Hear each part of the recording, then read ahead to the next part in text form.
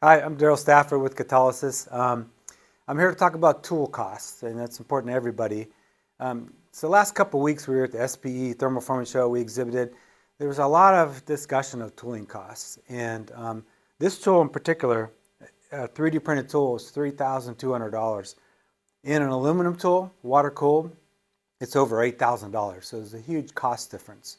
So also there's a lot of talk about cycle time, and in a single station rotary, our tool will keep the same cycle time as an aluminum tool. And a lot of people don't believe that, I'll tell you honestly, people don't believe it.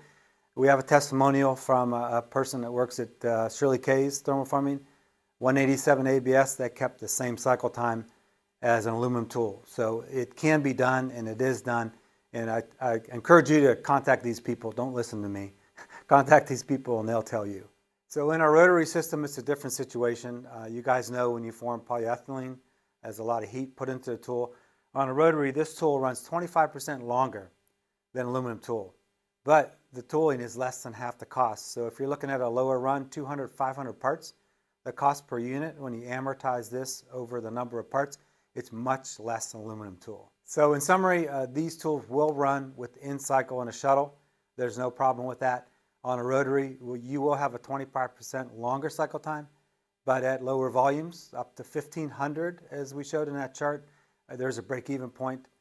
So it is a good option. It's not the only way to make a tool. It's a good option for your tooling needs.